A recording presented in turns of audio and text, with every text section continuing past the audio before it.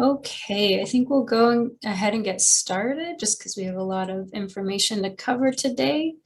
Hey. Hello and welcome to the Burbank Public Library's Earth Day program, Food is Not Waste, Understanding Burbank's new food scrap collection program. We're joined today by Amy Hammis, Recycling Center Specialist, and Curtis Jordan, Landfill Supervisor. Amy and Curtis will discuss the City of Burbank's upcoming food scrap collection program, which will be starting later this year in accordance with the new California law, Senate Bill 1383. Just gonna go to the next slide here. There you go. Okay. There will be time for your questions after the presentation, but please feel free to put questions in the Q&A box whenever you'd like, and we'll read out your questions at the end. Please also note that after the webinar ends, a very brief survey should pop up on your screen. We really appreciate our survey responses as they help us improve the programming we offer to our community. So to begin, we'll play just a short video created by the Natural Resources Defense Council. I'm just gonna go ahead and stop this share and share that one. Bear with me, I have a lot of things to share. And this should go ahead and just play immediately. So let's open it.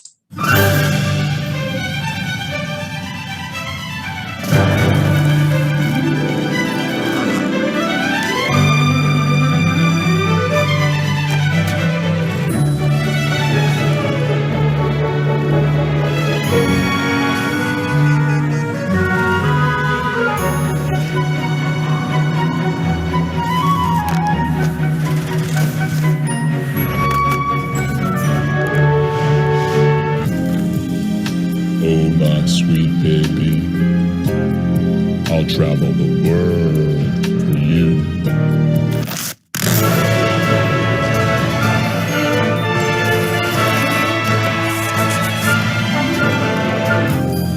I love you.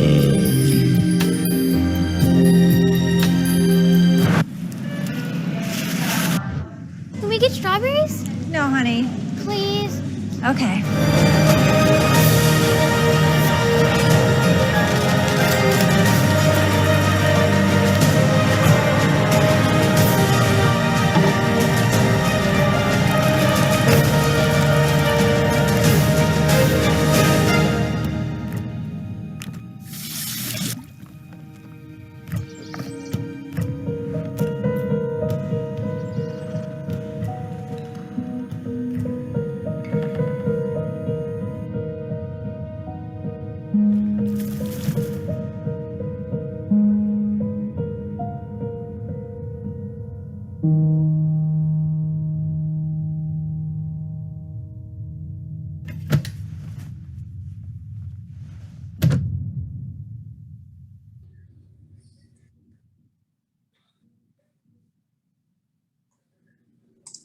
I still get teary-eyed when I see that.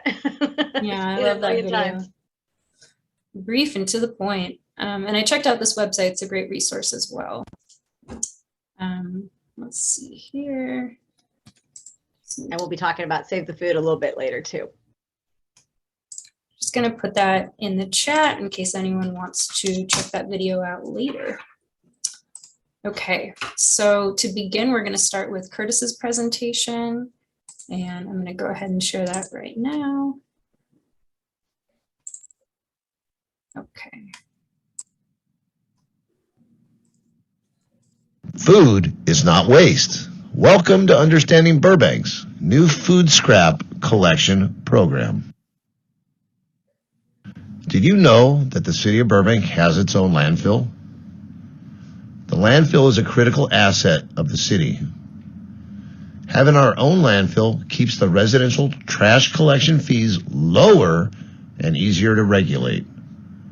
By us handling the trash locally, everyone saves. The Burbank landfill collects trash and organics. The trash ends up in the landfill. Green bin contents are transported off-site and processed for composting. So, how does food waste organics collection affect the landfill? The state estimates that 17% of all landfill trash waste is organic. For the city of Burbank, that is 20.4 tons of organics taken into the landfill per day. To put 20 tons in perspective, a fully loaded bus weighs 20 tons.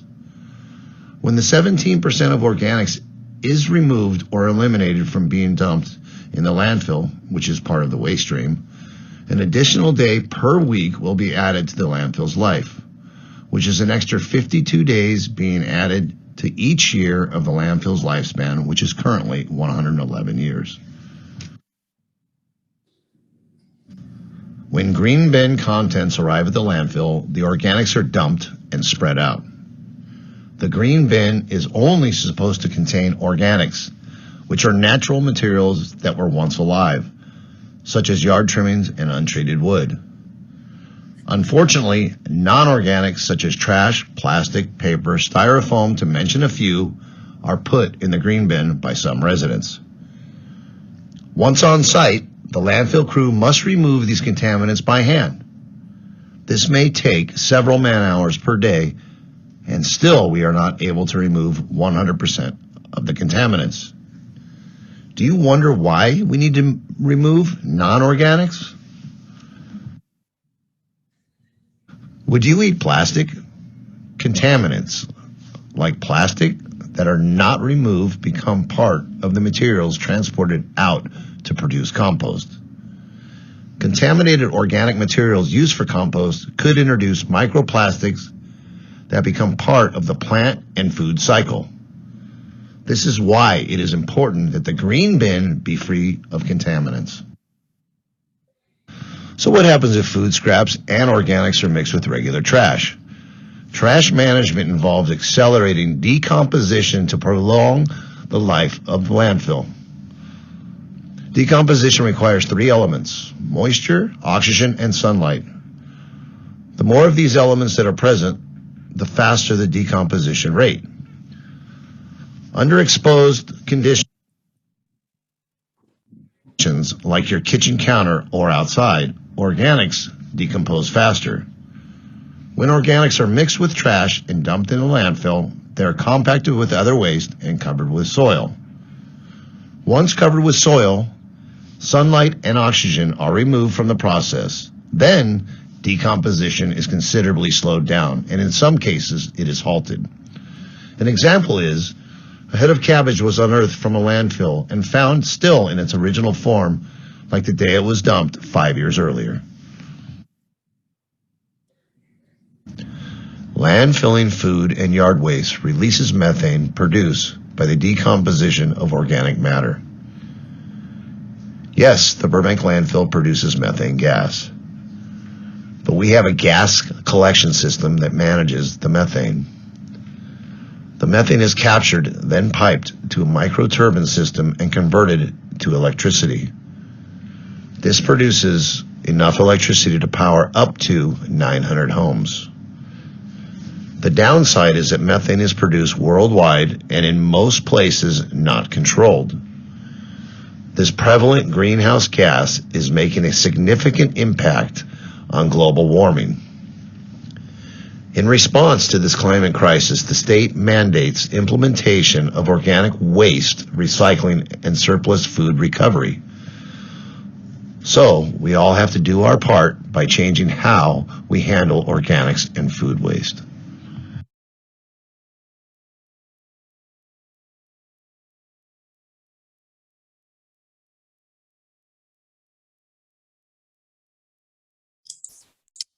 Okay.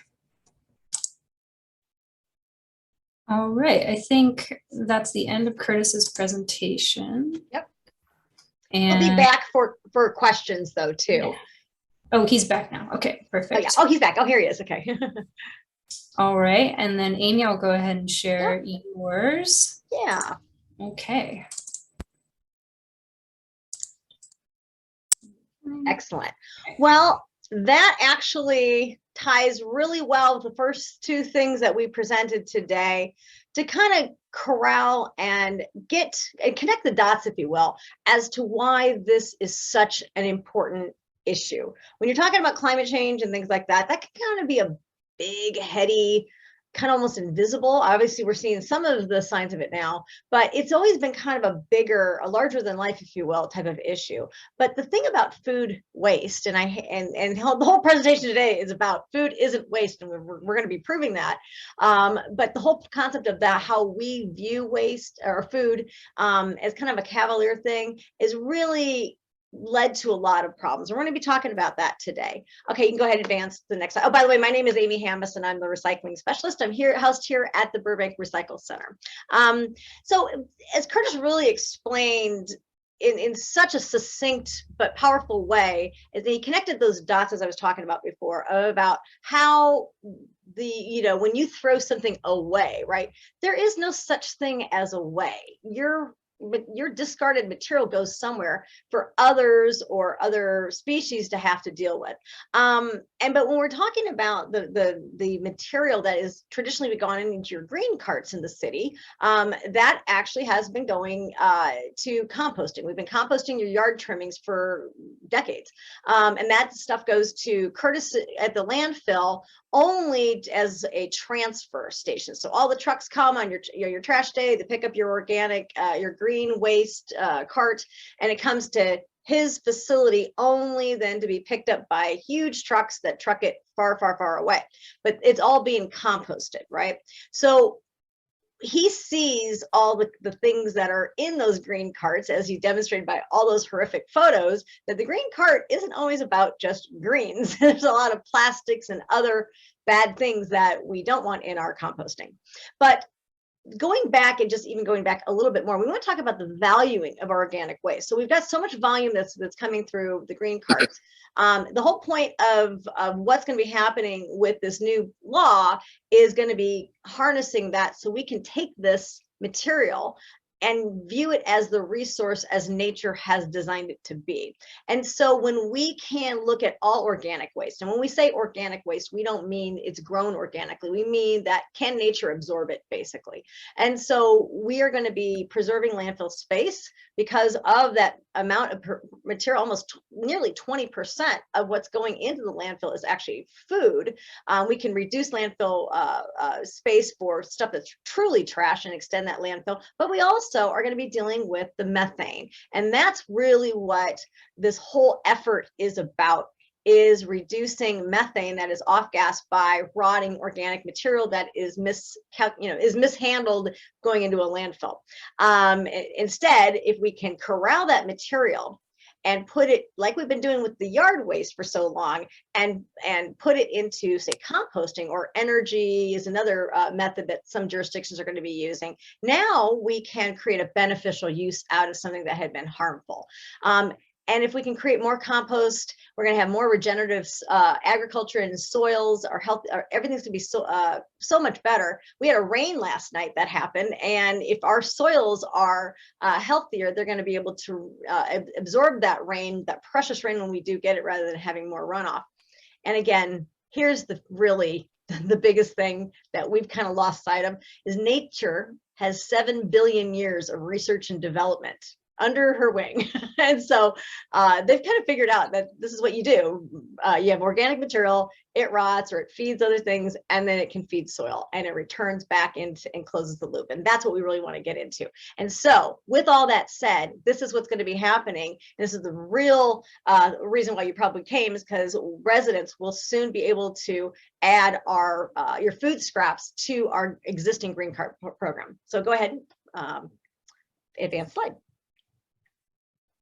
So SB 1383 is a Senate bill that is tackling this problem of organics. And so there's been some other attempts from more of the business commercial side, but really what SB 1383 is doing is taking this, again, this misallocated resource that's causing all these problems and so much other things that we have to manage as cities, and corralling it into a beneficial use. And so with that, you don't want to just pass the law and then have no enforcement and no real way to achieve these goals. And so this is a law that has made the jurisdictions really have to put a cohesive coordinated plan together to be able to make sure that we get the education out to the people so they understand that we can get clean streams so it can be a quality product when we are composting it, and to do that we have to start at the source, and that is at your homes and your businesses.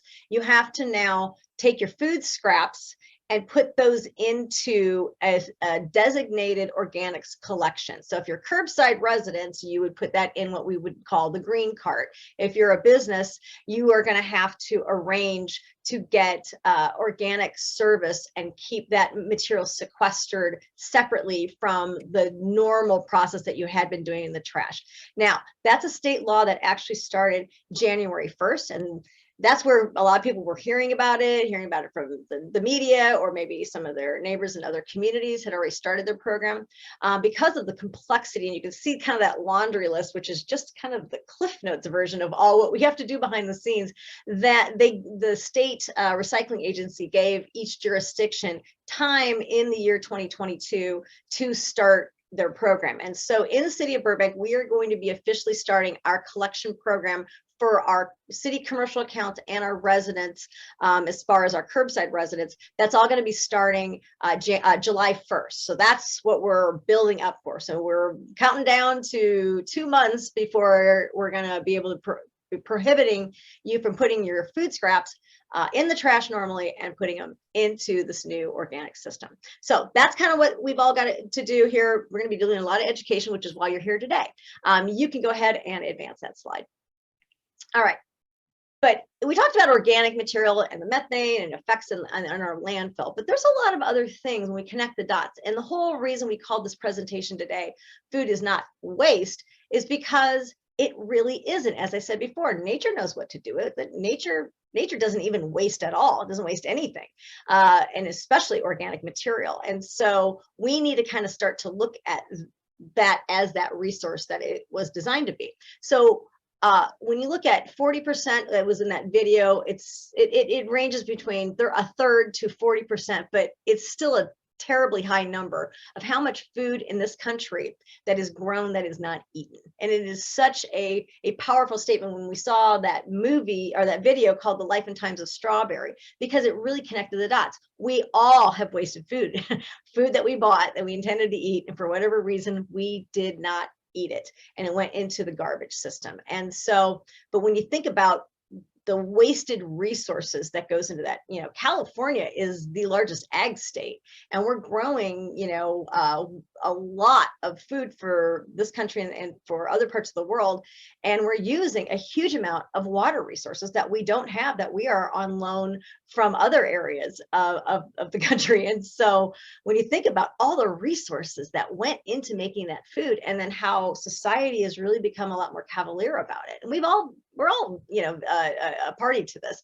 But the beautiful thing is, if we can connect those dots and start to really put the connection as to why this is such an important thing, we can actually start to solve this problem. And so if you look at it from the climate change, the SB 1383 is as much a climate change bill as it is addressing organic material from landfill and saving food, is because of the methane release. Curtis had mentioned before that in our landfill, we have methane capture for all the old material that's been in there. But, we have open air sites. And so there's going to be still a lot of methane gas that's going to be released at every landfill. And landfills are one of the biggest sources of greenhouse gas emissions because of those organics. So getting that out is going to really help. The other thing I want to point out in this particular slide, and we're going to talk a little bit about this too, but what SB 1383 also really addresses is the really sad, absurd problem of food insecurity in this country. In LA County, 1 in 6 people are what we call food insecure. And if you don't know that term, what it means, it certainly means that they're starving. It just means that, supplying enough food for your family is a constant stressor. Sometimes, mom will go without, to make sure the kids get enough. So having all of the that pressure and to be constantly thinking about it and worrying about that in a country with so much abundance that's throwing so much food away. We say this, it's Earth Day today, right?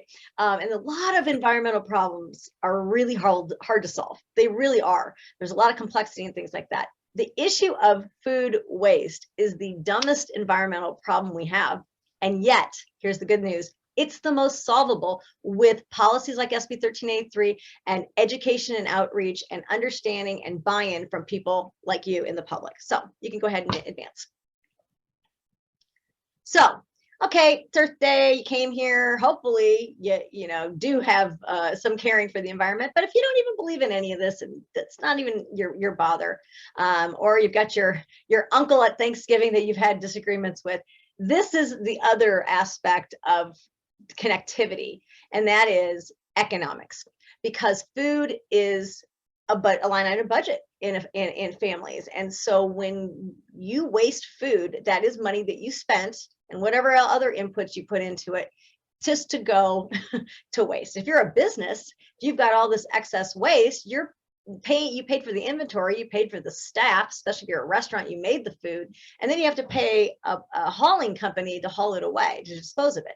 So you paid 3 times for that particular product. So as I said before, waste is a sign of inefficiency in any system. And so if you've got waste, that means that there's probably some things upstream in the prevention side that you could do. And when we talk about how much food you waste per year, now this stat from Save the Food actually is from 2016. We've had some inflationary issues as of late. So let's just say it's 1,800. But even if it's any money, it's still money that had you lost in the parking lot at the grocery store, you would be pretty concerned about. And yet all during the year, we're just nickeled and dimed throughout, not even thinking about it. Go ahead. Advanced slide, thanks. So let's talk about the City of Burbank's food collection program that we're going to be launching July 1st. We will want all of the food. It's just adding it to your existing green cart if you're a curbside resident. If you are in an apartment, things are going to get just a little bit more complicated because the rules are slightly had been different for a long time. You didn't have a lot of you didn't have a green cart program before, that you already had your landscaping trimmings that would go into it. So that's going to be a little bit different. So let's talk about the residential side of this first. So the residents, you're just going to basically be adding food. So instead of in your kitchen, whether you have prep waste or you cleaned out your fridge or just half the meal you didn't eat and you go immediately, normally you scrape it into the kitchen garbage, that's where you're going to stop that. You're going to have to put it in some kind of receptacle to sequester that. Again, it cannot go in the trash. And so the city is providing, we're not going to be delivering this because some people may have a different way they want to handle this. But for those that are interested, we are going to be distributing out at various events, and you can stop by our office here when we get closer to the program for this little kitchen countertop pail that you can put the food in instead there. And then on your disposal day, you will haul that out and then empty it without a bag. We want that material loose, just like your yard trimmings are. Again, we're trying to eliminate as much of the plastics and things like that that can contaminate our future compost. So that's going to come in by itself, goes in there. The pail is dishwasher safe, so we can mitigate some of the yuck factor that you might be concerned about, and it goes right in there. It can be cleaned, start, and repeat for the next time. We want to make sure before you put the food into your kitchen pail or whatever unit you're going to use, maybe you want to use like a yogurt tub or a coffee canister or something like that, whatever you want to do to keep that material separate. But just make sure you're removing the stickers, any type of plastics that are associated with that, any other things that, again, are not what we call organic waste. And here's the good news. To some of you, you may already be doing backyard composting, right? And already have been taking these materials and making amazing soil amendments and fertilizer for your own landscapes. But in a backyard unit, we've always said, don't put animal products. So no dairy, meat, bones, things like that, because your backyard unit can't get hot enough to kill the pathogens, right? It just causes a lot more problems that you don't want in a residential community. The good news for our program is we're taking this to an industrial site that can process animal products. So now we can also add, to those of you who hadn't been doing your animal products but had been backyard compost, now you've got a solution for that as well. So that's super exciting. And as I said before, we don't want to put any plastic bag in your container. We want it, when it hits the green cart, it has to be loose. So we want to keep it loose, bra. And then recheck and make sure if there's anything, you know, your landscapers sometimes will be putting stuff in there accidentally that you didn't know. And so we want to make sure, because there's going to be enforcement with this. Now, it doesn't mean the Gestapo's coming in and kicking down the doors, but we are hiring outside companies to do periodic spot checks in, you know, various neighborhoods at various different times, especially in the beginning, because this isn't designed to penalize people. We just want to do teachable moments early on for those that just, it's, you know, clumsy. It's a whole new normal. And so we understand that there's going to be mistakes and things like that along the way. And so we're just there to make sure that we can leave behinds to say, hey, here's what was, you know, that was done wrong, or that was going to affect us, and can you correct this behavior? That's where we're at. Go ahead. Advanced slide. Okay, thank you.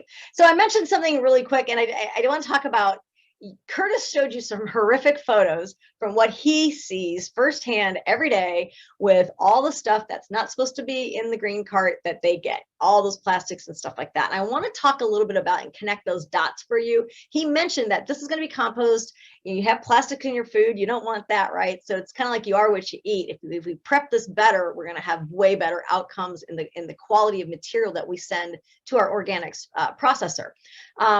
But what happens sometimes is a lot of people have landscape companies that come in and manage their properties, and they're using blowers a lot. And your grass trimmings are relatively clean, right? But when they blow it into the street, what they're doing is they are corralling all the other debris that was in that street, including litter and cigarette butts and bottle caps and circulars and all the other stuff that just got in there. And they scoop it up and then they put that in your green bin. So you can see that's a huge connecting of how some of this contamination happens. It's not just from residents doing the wrong thing. Sometimes it's the companies and the vendors that they hire. It's illegal for any blower to blow material into the street. Unfortunately, you know, we don't always catch them, but it's technically is illegal for them to even do that, because it's also a storm drain issue, because you can clog those storm drains as you're blowing. That can compact our storm drains, which again, it rained last night. So we want to make sure we're keeping as much trash out of the street in that storm drain that can be affected and help, you know, with flooding and things like that. But again, landscapers are picking that stuff up sometimes that the street cleaning crews aren't getting to in time, and the landscapers are putting it in your green bin. We don't want that. The other thing I wanted to mention too that people don't understand is that this thing about compostable plastics.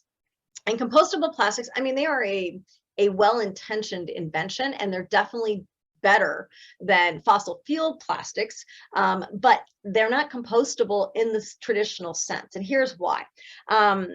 They break down. In order for you to use a fork, and you see the picture there that I took, that is from a unit that we had that we were just throwing stuff in from an event. And those forks at the time of that picture, you can see some of the other stuff was breaking down. Those forks were probably 2 to 3 years old by then. You could still use them. And in order for those forks to be usable, right, for dining and things like that, they have to have a degree of durability. Whereas leaves and tree trimmings and food waste does not, right? That stuff breaks down. So in a commercial compost, it takes about 90 days from when they receive the raw green material to a finished compost is about 3 months or so. And so when if you're a composter and you need to sell that compost, and now you gotta like screen out all the bioplastics and that are in there that haven't even started breaking down yet. You can see where the economics of it does not fly. And the other thing about bioplastics that are really bad in a composting situation is that when you have, again, thinking about industrial facilities, large amounts of material, you've got all these tons coming at you. Can you really tell what is a bioplastic versus a regular plastic fork. You can't. So what composters do is they throw that stuff out right away when they see it. So they screen that stuff out immediately. So we're spending the money on it and it's not being composted. Now, where the value of compostable plastics are, because you're seeing a lot of single-use ordinances that are starting in communities where they're really starting to tackle things like utensils. There's a whole movement called Skip the Stuff. You know, when you're ordering out, it's moving towards, I think that starts in June in the state, is that everything's gonna be upon request. You know, during the pandemic, we were ordering out a lot. We had a lot, you know, things is like you're ordering out, it's being delivered at your house, and then you're getting plastic utensils. Like, makes no sense, right? Because you're just gonna use your washable ones.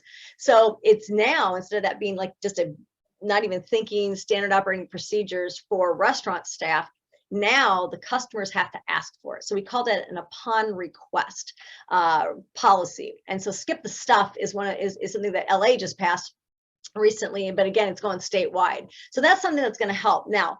But some of those ordinances are saying that we're trying to get rid of plastics. And so they're recommending compostable plastics or bioplastics. And that's fine. Like, it's a decent product if it goes to landfill.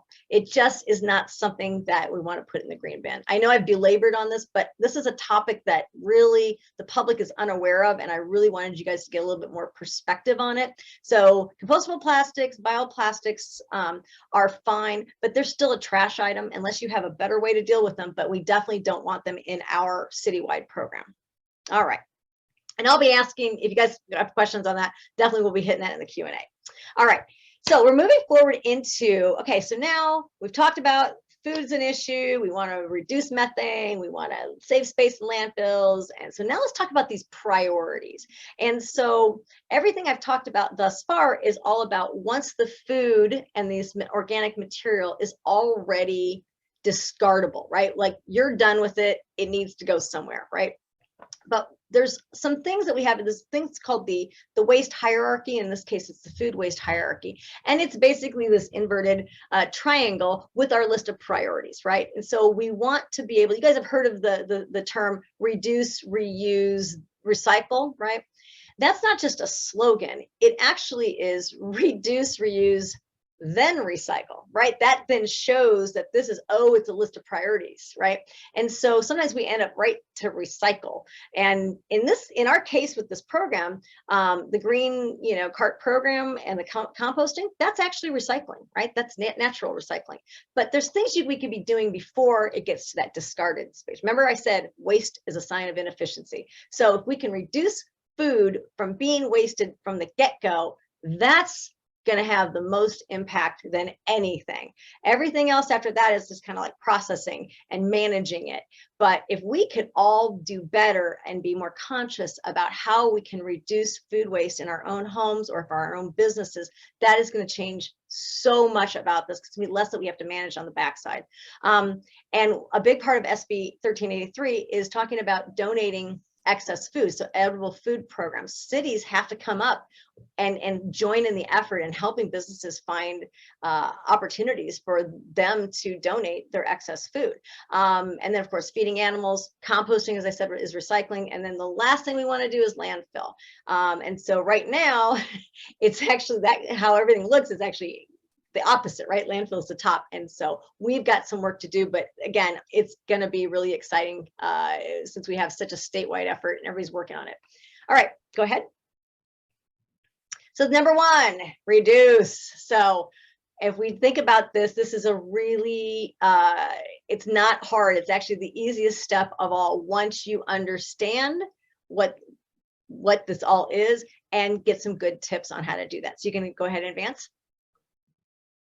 So one of the biggest tips, now a lot of these tips may have come from savethefood.com, and I encourage you to go to that site. I'm going to have a plug for that in a second. But one of the biggest things that people don't even realize sometimes is that your freezer is one of the best ways to prevent food waste. Because if you can check periodically you will see if there's something's going bad or it's just wasn't something you wanted to do. I take my bananas they're brown by then. If I'm not making banana bread, I put them in the freezer and I throw them in my smoothie instead of ice, which just adds a lot more creaminess, things like that.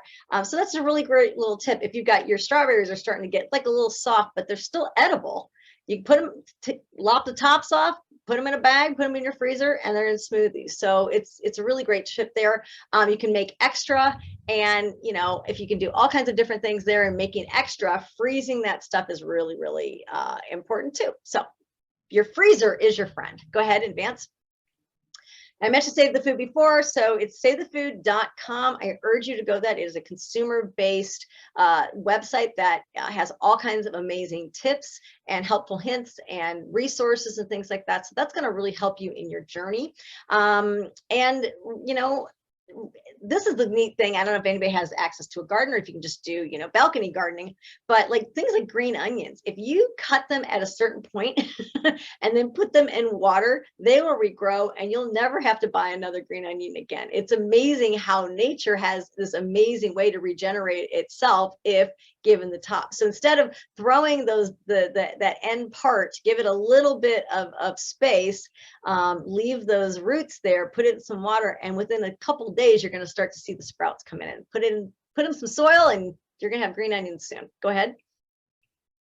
Another tip, here's kind of like a strategy of what I've done, and this has really helped me a lot on reducing how much food I've wasted. And so meal planning, and I know sometimes people aren't as organized as they want to be, but it helps to think about what you're going to be making that week when you go to the store. So that way you're buying stuff and kind of stick a little bit more to the list than when you go shopping when you're hungry, right? It's a whole different ballgame when you're hungry. You get really, really ambitious. And so we want that ambition. You also want to make sure if you're going to buy okra and you've never really made it before, but you want to always try it, are you going to really make it that week, or maybe shop the day you decide you're going to make it? So it's just being realistic about, buy your staples, buy your standards. But if there's other things that, that you need for this one recipe, maybe try, if you can, shop again, just real quick to buy the stuff that you need it when you need it. That'll help. But also shop your fridge, before you go shopping, or just weekly anyway. If you're going to make a meal, go through your fridge and do some inventory of it. It's amazing how much stuff is in there that you're forgetting about, or you just, for whatever reason, aren't thinking about it. And your pantry as well, because how many times have you bought stuff that is a pantry item and then you get home and put it away and you already had it? So again, it's just one of those things to kind of do periodic checks. I mentioned it before with the freezing, but make large batches and freeze everything. One of the things I do, I'll make soup and I make extra batches, and then I put that either in Ziploc bags, or I've got these little jars that are actually freezable, and I put that in there, and that's soup. That's a meal. And so I'll do all this extra food, and then for lunch I'll just grab one, and then I have a meal right there, and I made it all at one time, which really ended up helping me a lot in that. My other strategy is first less, second second. And what that means is your first, when you get a meal, especially if you're cooking at home, try and do something where you're taking a smaller portion first, and then you're putting, then if you're still hungry, so be conservative at first of what you're doing rather than pile on and then having the food waste. Take a little bit less in the beginning, and then if you're still hungry, because sometimes you're not as hungry after time has passed, but after that, then go for another seconds or something like that. If you do that, that'll actually help, because again, plate waste is one of the biggest ways you waste food at home. And then swap and share. If you've got excess trees on your property, or you went to Costco and you bought something that was way too big, or you're going on vacation and you're not going to eat it all, make sure you let your neighbors know, or your friends and family. It's like, share what you have. Because guess what? There's all kinds of really great websites out there where other people have things to share. I think in Burbank, we have a thing called Backyard Growers, and they are always swapping and sharing. So I think the swapping and sharing movement is another amazing. It makes you feel a sense of community too. So, okay, you can go ahead and advance. The kids want to help too, because kids are one of the biggest wasters of food. And so we want to make sure that they, that they are engaged, because when they understand a little bit more of what their role is and how they can help, sometimes that may help with that pickiness that's always going to be, or small tummies, that can't eat that much food. So there's a whole thing called the Clean Plate Club. When I was growing up, that's what you called it. So again, they can be composting in their bellies, if you will, if they eat all their food. We also at the schools, because that's where a lot of kids eat, we created, I worked with the school district, and we started the share table. To those who may not know, it comes from any child that's going through the school lunch, and it's something that's unopened, like a juice carton, or maybe there's carrots that are in a bag, sealed bag. If it's unopened, it can be put on the share table and let other children have a chance to eat it. And that's been incredibly successful on reducing the amount of food waste that's going into their garbage, and making sure that kids that want to eat it can eat it. So that's an amazing reduced strategy that didn't cost very much money, and it's been a really great thing for the kids to learn. And then pack a lunch. If you are packing a lunch for your child, when I talked to the schools, when I was doing the research for the share table, it was amazing how many of the campus supervisors were saying that the kids are throwing away their food, but they don't tell their parents. And the supervisor would say, well, why don't you tell them you don't like this? And they just wouldn't do it for whatever reason. So maybe that might be a conversation that parents have to start as to what is being packed, to making sure, because you're going to all that effort, you want to make sure the kids are eating that food, and they're gonna do it. So and because you're not there, it might be a good conversation to have. And if you can garden, I know some people are in apartments, and that might be hard, but again, if you can find different ways to get some soil and get some seeds, or regrow your green onions, it's a really amazing way for children to learn early, because none of us really are farmers anymore like they were 100 years ago. And so we're really lost connection on how food gets to us. And so to have that kind of connection really can help them as adults. All right, go ahead. All right, and we're going to move through the rest of this, because this is not as much for you guys, but just so you guys know, it's a really important thing. SB 1383, they are mandating for businesses that have been targeted by creating a certain amount of volume, that they have to donate their edible food to nonprofits. And so that is another thing that we're working on, and you can go ahead and go to the next slide.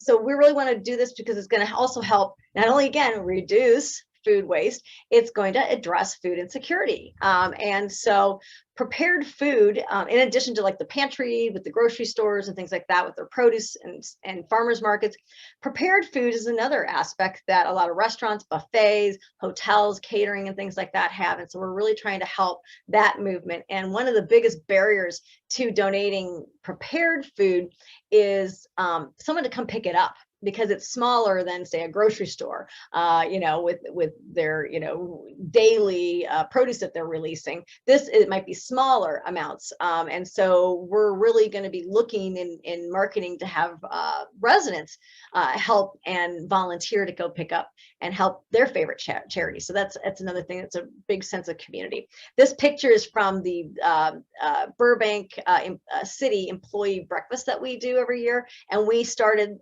within the last couple of years donating food. So after our breakfast, that's an example of what the breakfast looked like after the catering. And we were able to give it to an organization called The Bridge, which is a group living situation for kids that have aged out of foster care. So isn't that great, right? No food, didn't have to compost it and process and all that, and we ended up feeding some kids. So that's great. Go ahead. Feed animals. Basically, it's really, back in the day when we were more rural communities, we didn't put food into the garbage. A lot of it, your grandparents could tell you the days where they used to have to put it separately on your discarded, refuse day, and you put it in a pail, and then it was picked up by a separate organization that gave it to farm animals. So feeding animals is another part of this. It's a little bit hard for an urban setting like we have, but there are waste haulers out there that actually collect and contract with businesses only because they're making feed pellet for animals. So anyway, whatever the other strategies, this is statewide policy, but feeding animals is another part of that waste hierarchy. Go ahead. return nutrients. And this is what we were talking about with basically composting, right? That's putting it back into soil, closing that loop. And so we really want to be able to connect the dots and get people to really think about how food is grown, how our soils need to be, healthier. And nature had already designed it that way. And we're the ones who all mucked it up and took the material and put it in a landfill. We want to put that stuff back into the soil to help it. Go ahead. And finally, as we're winding down here, the community initiatives, I really want you guys to understand that, you're not alone in this. There's a lot of amazing groups out there that have been working on backyard composting, community gardening. We're finally going to get a community garden after a decade, at least, that I know of, that it's been worked on. There's the backyard growers I mentioned before. So there's a lot of amazing opportunities out there. And then, of course, our plug at the Recycle Center, we've been doing backyard composting workshops for at least 3 decades, and where we're helping people figure out how to, manage their own organic materials on their own properties where it's being generated, which makes the most sense. And we also give you a free composting bin to get you started. So those happen basically through October on the last Wednesdays of the month. So you can go to our website at burbankrecycle.org to learn more about that and find out what the next one is. Actually, the next one is next Wednesday, April 27th. So anyway, and then once the city starts really getting going with this organic collection, with the food scraps, and we start generating down the road, there's going to be free compost opportunities for the public to get that. If they don't want to have a backyard compost, they can get the city generated compost that we're making from all this collection. Okay. And that's all I have. So we're time for questions. I don't know, Sarah, what the chat was like, since I was busy chatting here myself. But if people have questions for Curtis and myself, we are here as long as you guys need us. All right, we have some great questions here in the chat. So thank you both for presenting, and we'll move on to these. So I'll read them out. Is 100% of the methane from the Burbank landfill collected? And is there a report that shows exactly where the converted electricity is being distributed? That would be Curtis. I lost my video, but hopefully you can still hear me. No, 100% is not collected. By law, we have to collect a minimum of 75% of the methane, and we're at 75% or higher. The energy that is produced by our methane is just basically put into the grid. It may not even be used here in the city of Burbank. It just goes into a power grid. Okay. Moving along, can we put the food waste in brown paper bags? Yes.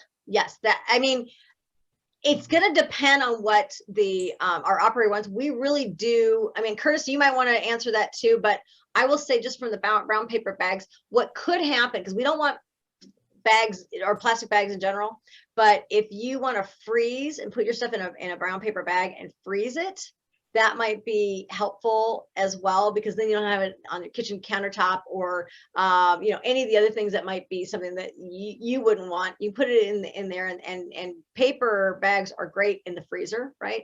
But Curtis, as far as that final step, it is part of organics, but right. I would be thrilled if they were in regular paper bags with no wax in them. That would just be thrilling to me.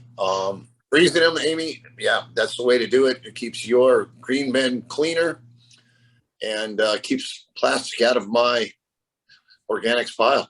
Yeah, but they can't be just loose too. That's probably the easiest, but if it's easier for you to manage at home, paper is fine. But as he said, a lot of paper can be deceiving. Sometimes it's got plastic lined in it. So just make sure it's a true paper bag. Got it. Okay, what about canned food? Empty from the cans and put it in the bin? Yes. Food. Yep. Liquids too are fine. But just, then the can be recycled. That's good too. Definitely. Okay. When we get closer, will there be a flyer in our electric bills, specifically what shouldn't be put in the food waste /green bins? Yes. I am working on that. It is like go time. I got two months to get all this stuff together for the outreach. And so, yes, I'm going to be having a newsletter that goes to every household. I'm assuming it's like 53,000 mailing. And we're going to have an electronic version because it's going to be some type of guide that explains all of this. And there'll be an electronic version that'll be on our website. I will be putting notices in BWP invoices. Some people still get a letter and some people go electronic. So, but we're going to be doing as much as notification as we can on this. And there'll also be flyers and things like that at city buildings, the library, and places like that. Okay. So to confirm, we can even put processed foods in the food bin, e.g. crackers, chips, peanut butter. The site gets hot enough to take care of all of it? Yep. Yes, Animal it does. products, yes. Animal products is the hardest thing. Go ahead, Curtis. Yes. Yeah, all of that is awesome. I'll take anything that'll feed the microorganisms that produce the compost are welcome. We should call this the Feed Curtis Organic Material Program. We're going to feed Curtis. Yeah. All right. Could you speak about the bins with regard to apartments? Yeah, you know what? I saw it popped up and I'm like, oh, I forgot to get back to the multifamily. It's what we call it multifamily, but it's apartments. It's a little bit different here because the city has some accounts that are apartments that we service. And that's easier for me to speak to because that's what we handle. I have control over that. But a lot of you out there may have a private hauler. Here is the golden rule: know thy hauler.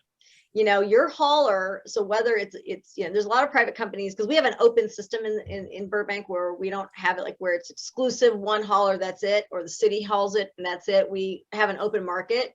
So, there's a lot of various haulers here. So find out. It's usually on your bin at your disposal area is who's the hauler. Talk to your property manager as well, because they have to supply that. They have to have an organics only program, and then they have to have signage and outreach and education there. They all have websites, so you can always go to that too. But if you want materials from them, I would contact the companies too if you're not getting it from your landlord, and they'll be able to give you the instructions. Now here's the thing, this is where it gets really complicated. Some of them are going to be taking it, most of them are going to be taking it to a different facility than what we take, and how we tell the public and how we want to receive this material in the organics collection all depends on where we take it. It's not our preference or like that. It's what the facility can handle. And so some of them, other haulers in other cities, might be taking it from a waste to energy plant. And so they don't want the yard trimmings. They want only food. And so you'll see in some of the haulers programs, they want it in a plastic bag, which is ironic, right? But they want it because it's easy to pluck from a pile. They can tell which is the food, and then those bags will be broken, and then that energy processor will use that food for that. So that's why this gets real complicated, because we have an open system and everybody's got different things and what they're doing. But if you're a Burbank resident and Burbank services your carts, you're going to be under our program. If you have, like say, Athens, Waste Management, Republic, or anybody else, you're going to want to talk to your property manager or call the companies themselves to get details, but they're ready to go. So if you're in an apartment and you have a private hauler, you should already have your program, to be quite honest with you. I mean, I know we're all still kind of, launching this. In the city of Burbank, we won't do this until July 1st. We don't want that material in there until we are ready to go. Okay, so then can residents drop off organic waste to Burbank Recycle Center for community uses like LA Compost is doing? I wish. No, where's taking your batteries and your cardboard? And no, we're really not set up for that. This stuff is very heavily regulated. People don't really understand. Now there's community composting, and maybe the community garden may have something eventually. There is an organization called LA Compost that has what we call composting hubs all over Los Angeles, and you can go to LA Composting, and they may have some information on you for that as well. A little side note, our composting workshops that we do at the end of the month, last Wednesday of the month that we're having again next Wednesday. LA Compost is our host for that. They're the one who teaches our composting. So that's another question for them too. So I encourage you to sign up for our composting workshops too, if you want to learn a little bit more about just doing this at home, or if there's opportunities out there to drop off. Some farmers markets might have it, but we won't take it here. Okay. Suggestions for animal product waste, odors, and maggots. Freezing. I mean, if you have maggots in your house already, I mean, you must have a really bad fly problem, because that's what maggots are. They're baby flies. So, I mean, your maggots are going to be outdoors. Like, so if you're putting your container out, so we really do ask you, especially when it comes to the food, don't put that out until refuse day. That's going to be the best thing. If you can keep it in whatever container you have, if you put it in your freezer, but don't bring it out until that day. Now, granted, you bring your trash out, you know, I've cleared stuff out. I've seen maggots in trash before. So it's out there. So if you want to mitigate that, I just wouldn't put it outside as early. Curtis, I don't know if you have anything on that one. You probably see a lot more maggots than I do. Yeah, you know, just freezing them is going to stop the majority of the vectors that are smelling it and going after it. So I definitely freezing, definitely the best bet at this point. Yeah. And the beautiful thing, if you have like animal products, I mean, save the food that, you know, like bone broth. And I mean, there's so many other cool things that people could be doing with some of the discarded materials that they already have to make something new. So that's another thing. And I want to point out the whole beauty of this new normal that we're all going to be embarking on together. You're going to start, because for so long, just remember I mentioned that thing about you might have lost $1,500 in the grocery store parking lot, right? With all the money you're wasting.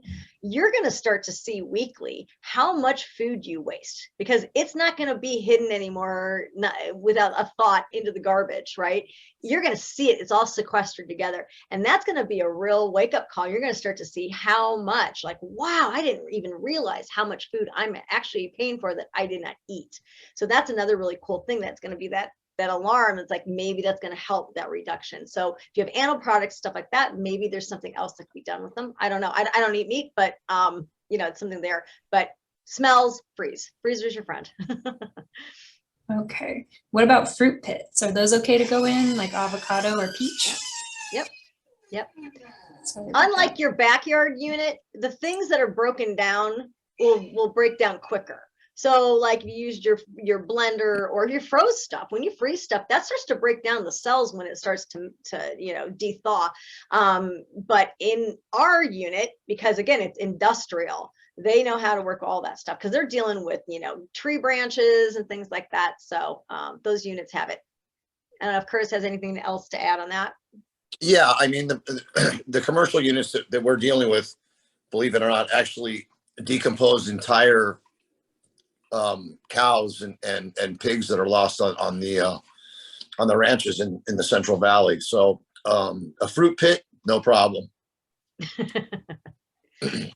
Well, then I think that answers my next question, but just to confirm, does animal products include bones? Yes. Yeah. Okay.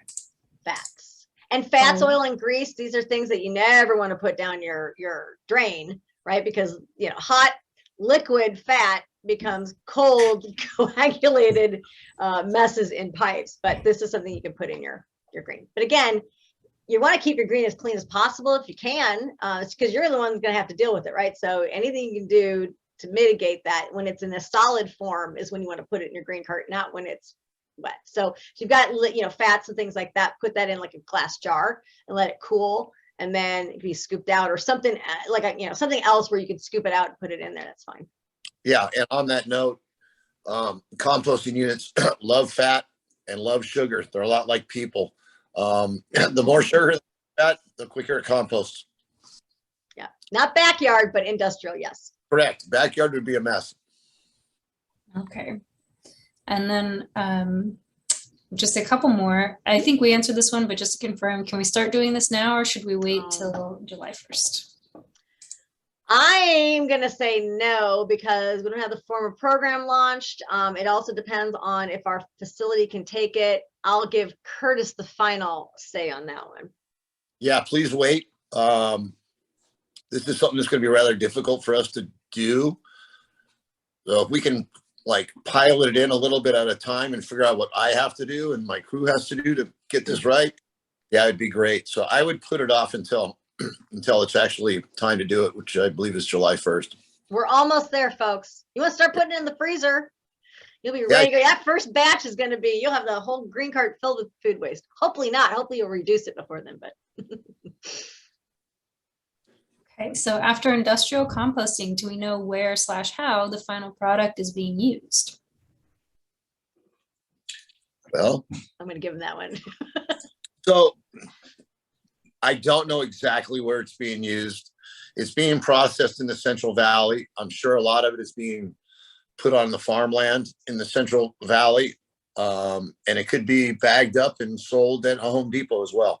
It's a very big, we're actually dealing with ecology, and it's a massive composting facility. So it could be going anywhere. It might even be leaving the state, but I don't know exactly where it is going. No.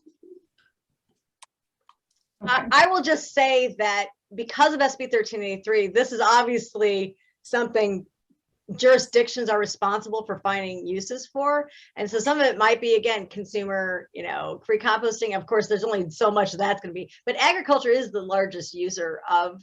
We've also got, Caltrans. There's all kinds of opportunities here to be able to generate material and use it for something. And then hopefully it's going to be a market development opportunity too. Okay. And I just noticed that we have a few questions in the chat as well. We'll see I've just started looking at many myself. we can get to. But I'm going to keep to the Q&A just for now. Will we be notified when the totes are available? We are going to start releasing that. We haven't exactly figured. We just had a marketing meeting this morning, but the totes will probably be available if it's slightly before July 1st. It's only going to be slightly because we really want to make sure we got everything together. If we meet that earlier, then we'll start to let the public know. We'll put a notice with PIO, our public information office. So they'll send stuff out on Nextdoor, Facebook, and things like that. Burbank Recycle Center has a Facebook page as well. We'll do announcements if we get that, but just plan on July 1st, and then it's going to take months to get them all out to everybody. We're going to be doing tabling events. So if you know of any events, like maybe you run an event or something like that, and you would want to welcome us to bring a table out there to do distribution, cool. I know I'm going to be going to be out Starlight Bowl, at least for the first couple ones. That's like the July 4th is like 4,000 people. So I don't know if everybody will take it, but anyway, so we're going to try and get out as much as possible. For apartments, we're also going to have to hit the apartments that we service, only the ones we service. If you don't live in or live in an apartment that the city services, then you have to hit us at one of our events. We may have an opportunity to pick them up at the Burbank Recycle Center, but we're going to really have to corral that because we can't get inundated. We have a very small staff here, so but you'll know, and we'll put some specific instructions on the opportunities and coming up if we're going to be somewhere. Okay.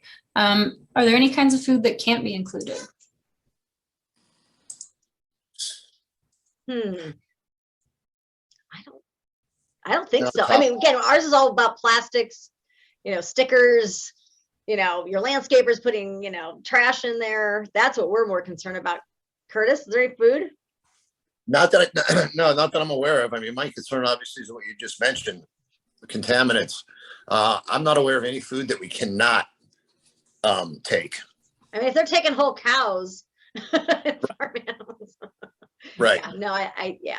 I mean, if it's something like really poisonous, I probably wouldn't. If you experimented on something and, so we probably, I would caution some of the paper products. Bags are fine, but like some of the paper plates, some of that disposal ware will be something I don't know if we're going to be handling paper. We're still kind of working out those details because some of those the paper has something chemical point in it to keep the integrity of the paper while you're eating it. So, you have anything to add on that? No, I don't. I think you just summed it up. I mean, yeah. As long as there's no wax in it, we're good. Yeah, wax is because wax is plastic, so you guys know. Sorry, I was muted. Can you Yeah, yeah. repeat how to get rid of used oil?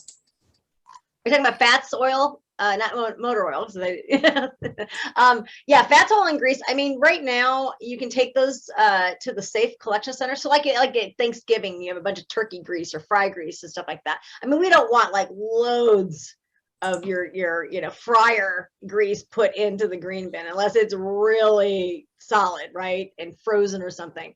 But for those kinds of large amounts, you can take those to the LA Safe Collection Centers. That's a household hazardous waste collection program. There's one near Glendale that we have on Colorado Boulevard, and then there's one in Sun Valley. So that's where you can take your take all kinds of chemicals and fertilizers and stuff like that.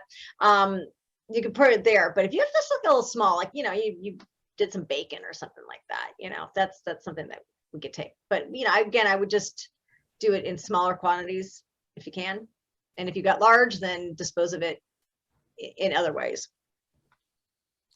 Okay, this is just a comment, but something to consider for the future is the opportunity for Burbank residents to obtain some of the compost for home gardens. Yeah, that's part of our, once we get it, Mhm. we will have, and I don't know if you guys know this, on a little side note, right now you can get free mulch. We have a free mulch program at the city. Now that's through the Parks Department because they handle like the forestry, the trees, but there's at 3 parks, and I never can remember 2, but I know McCambridge for sure. You can go on the city page under sustainability, and they'll talk about the free mulch program, or the parks page. But McCambridge, you can just go scoop and get free mulch, right? So we hope eventually there'll be an opportunity once this thing gets going, and we can get our ducks in a row. Then we'll start letting the public know if we have offered a free compost program for the public to pick up. Yeah, let me add something. The city has been talking for the last couple of years about our own organics processing facility, and that is definitely not off the table. And if that happens, then by all means, a lot of compost will be available to the residents. The last question in the Q&A is unused medicines should probably not go in as well. That's not an organic material. It's maybe organic chemistry, but nature did make it. Mm-hmm. So yeah, that medications, even if they're like vitamins and stuff like that, we just really don't want that stuff in that needs to be managed at places like the safe collection centers. But actually the pharmaceutical industry is now has a law that's making them have to provide collection programs for used medications. So that's being developed. There's already some places like Walgreens, CVS at their 24-hour locations have drop off. So at least they're 24-hour locations because they have to be monitored, because they can't just have medication collection bins with nobody monitoring them, as you can imagine. But I'm glad you mentioned it, because this is another plug. The police department next Saturday, not this Saturday, but next Saturday, which would be April, I think 30th, has their annual, or it's a biannual medication collection program, and that's from 10 to 2. So it's through the DEA. It's a national program that our Burbank Police Department participates in, and so you can bring your medications next Saturday to the police department, but no needles, no sharps. That's not a part of that program. Please don't put that in the compost, though. You don't want to eat that, right? So again, you are what you compost. And I actually think we got everything in the Did we? chat. Oh, wow. Because they're all duplicate questions for the most part. There is one comment here. I'm just going to paraphrase. This attendee would like to see a fine for owners found using other people's containers to throw away things like animal waste. So something to pass on to the. Okay. Is there a way to like sequester the chat and send that? Yeah, I can see the chat. Send that to me and I can do some follow-ups. I know somebody wanted to know where our Burbank Facebook page is. I don't have the ability to. I found it. Oh, you linked it? Okay, yeah. Yeah, but it's you just go and we're Burbank Recycle Center. So you can find that. Yeah. Please do that, because that's like a direct portal. I tell people probably first before anything on Facebook. Awesome. Thank you so much, Amy and Curtis, for joining us here today. Happy Earth Day, everybody. I appreciate it. And appreciate all the questions, guys. It's great. It was a lot of questions. Yeah. And please fill out the survey. Just one more plug. We really appreciate it. Thank you so much. Happy Earth Day, but every day is Earth Day. That's right, Amy. Oh, we got one more question. How much will residents be charged for the 32-gallon composting bins per month? That is not my department. I think you just have to call your the people who arrange that to find that out. I don't know. I don't know what rates are going to change. They are because they have to, because of all the implementation and things like that we have to do to get ready for this.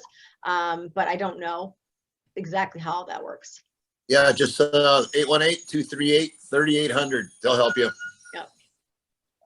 All right. You're gonna get barrage of calls. Okay. Thanks, everybody. Hope you have a great weekend and rest of your Friday. Thank you so much. Happy every day is Earth Day. Yep. Thanks, everybody. All right. Thanks. Bye, Sarah. Bye.